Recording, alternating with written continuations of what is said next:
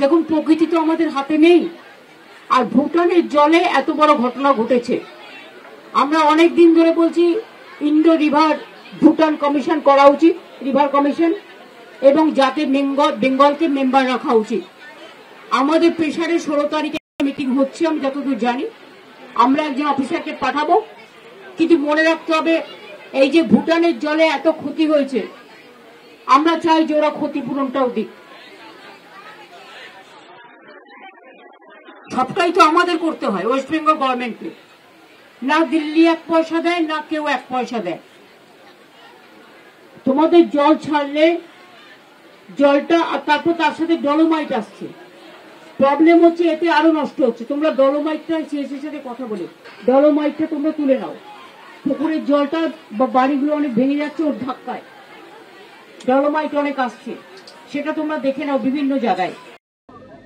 যারা এখানে বসে আছে, এখানে ওখানে যারা আছে ওদেরটা আলাদা করে দিন, যারা ক্যাম্পে আছে। ঠিক আছে, সব কম মিলেগা। দেখি, আমি একটু দেখি, এটা একটু খোলো। আমাকে কাজ করবেন না, দাঁড়ান, আমাকে যেতে দিন, আমাকে দেখতে দিন। তাই আপনি ফোরাম করার কারোর দরকার নেই, আমি একটু দেখে নিই। তুমি ওই দিকটা চলে যাও, ওই দিকটা চলে যাও, তোমরা ওই দিকটা চলে যাও। আচ্ছা, এখানে রিলিফ মেটেরিয়ালস আছে।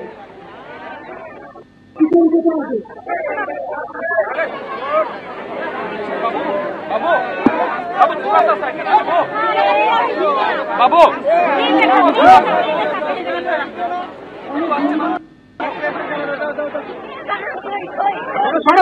দেখে দেখে করো না, এখানে আছে।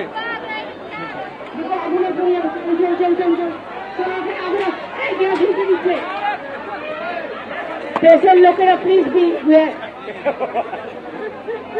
প্লিজ টেক কেয়ার, গ্যাস আছে, আগুন লেগে যাবে। আপনারা কি আমাকে কি দেখা করতে দিন, আপনারা যদি মোবাইলটা নিয়ে নেন, আমি দেখা করবো কি করে?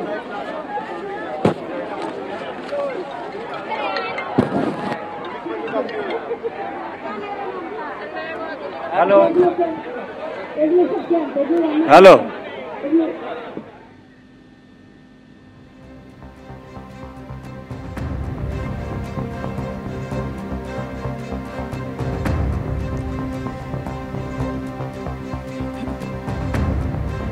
মুখ্যমন্ত্রী মমতা বন্দ্যোপাধ্যায় নাগরাকাটার প্রত্যন্ত গ্রামে গিয়েছেন এবং এই দুর্যোগে যাদের মৃত্যু হয়েছে তাদের চাকরির জন্য প্রয়োজনীয় কাগজপত্র দিলেন। আশাবুল হোসেন আমাদের প্রতিনিধি রয়েছেন আমাদের সঙ্গে। আশাবুল,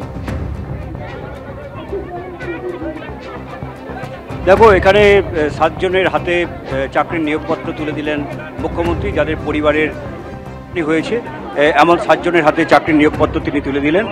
আগেই তিনি নির্দেশ দিয়েছিলেন যে 15 দিনের মধ্যে সবাইকে চাকরির নিয়োগপত্র তুলে দেওয়া হবে। সেই কথা মতোই তিনি কাজ করছেন। নিজে হাতে আজকে বামনডাঙ্গা গ্রামে এসে সেটা তিনি তুলে দিলেন। এবং এই যে বামনডাঙ্গা আদর্শ গ্রাম, এই গ্রামটি ভয়ঙ্করভাবে ক্ষতিগ্রস্ত হয়েছে, যেটা ডাইনা নদীর জলে এবং ঘাটিয়া নদীর জলে প্লাবিত হয়েছে। এবং এলাকায় মানুষ জানাচ্ছেন যে 1954 সালের পরে এত বড় বন্যা তারা দেখেননি। মুখ্যমন্ত্রী এসে স্পষ্টভাবে বার্তা দিলেন যে যে সমস্ত কাজ এখনো বাকি রয়েছে সেগুলো যুদ্ধকালীন তৎপরতায় হবে। ইতিমধ্যেই আমরা দেখতে পাচ্ছি এখানে একটি মেডিকেল ক্যাম্প খোলা হয়েছে।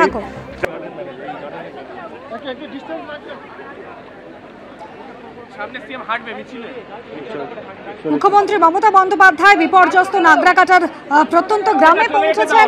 আজ মৃতদের পরিবারের হাতে নিয়োগপত্র তুলে দিলেন মুখ্যমন্ত্রী এবং তিনি ত্রাণ এবং পুনর্গঠন নিয়েও কিন্তু একাধিক আশ্বাস দিয়েছেন।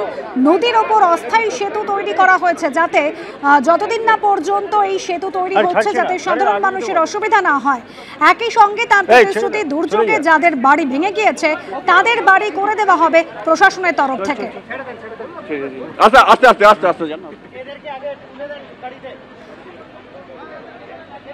ফের মুখ্যমন্ত্রী আজ বলেছেন যে ভুটানের জলে এত বড় ঘটনা ঘটে গিয়েছে, আমরা চাই তারা ক্ষতিপূরণ দিক।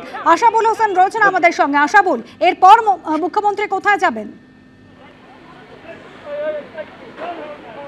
দেখো, মুখ্যমন্ত্রী আরেকটি ত্রাণ শিবিরে পৌঁছচ্ছেন।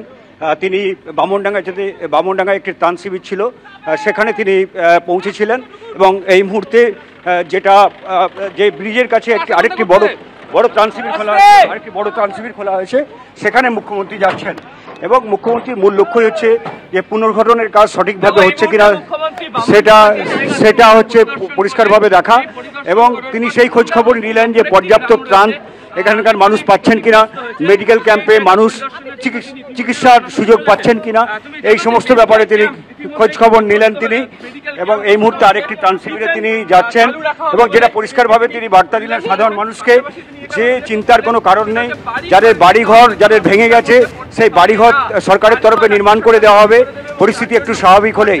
দ্বিতীয় বিষয়, এলাকার যে রাস্তাঘাট ভেঙে গেছে, ব্রিজের ক্ষতি হয়েছে, সেই সমস্তগুলো সরকারের পক্ষ থেকে সারিয়ে দেওয়া হবে। ইতিমধ্যেই যোগাযোগ ব্যবস্থার অনেকটাই উন্নত করা হয়েছে এবং যেখানে সাধারণ মানুষ সড়ক পথে অনেকটাই যাতায়াত করতে পারবেন। এবং তৃতীয় বিষয়, যাদের জরুরি কাগজপত্র হারিয়ে গেছে, Aadhaar card, voter card, ration card, এই রকম জাতীয় কাগজ হারিয়ে গেছে, স্কুলের বইপত্র হারিয়ে গেছে, তাদের সে সমস্ত কাগজপত্র তৈরি করে দেওয়ার জন্য, ডুপ্লিকেট কপি তৈরি করে দেওয়ার জন্য ইতিমধ্যেই সরকারের তরফে শিবির খোলা হয়েছে এবং শিবিরে গিয়ে নাম লেখানোর জন্য তিনি এলাকার মানুষকে তিনি অনুরোধ জানালেন। এবং পাশাপাশি দেখতে পাচ্ছি বামুনডাঙ্গা ত্রাণ শিবির থেকে অন্য একটি ত্রাণ শিবিরে এই মুহূর্তে যাচ্ছেন মুখ্যমন্ত্রী মমতা বন্দ্যোপাধ্যায়। যে ব্রিজটা আপনারা পেরিয়ে যেতেন পায়ে মানে জলে যেহেতু স্রোত আছে, তাই একটা ছোট্ট লোহার আমরা একটা স্ট্রাকচার দাঁড় করিয়ে দিয়েছি, ওইটা পায়ে হেঁটে আপনারা লোহার স্ট্রাকচারটা পেরিয়ে ওপারে যেতে পারবেন। ওটা আজকে করা হয়েছে। কিচেন এখন চলবে, যাদের বাড়িঘর ভেঙে গেছে তাদের আমরা তৈরি করে দেবো। আপনারা সবাই পেয়েছেন रिलीफेर जो पैकेज, जिसको जो लॉस हो गया, जिसको कोई पट्टा हो, चाहे दुकानदारी का हो, चाहे कास्ट सर्टिफिकेट हो, चाहे स्कूल का सर्टिफिकेट हो, चाहे स्कॉलरशिप का पेपर हो, चाहे आधार कार्ड हो, चाहे पैन कार्ड हो, चाहे रेशन कार्ड हो, इधर में हमारा कैंप चल रहा है। जो चला गया जल में घर टूटने का बाद, आप लोग उसको मेहरबानी करके इसमें लिखा दीजिए।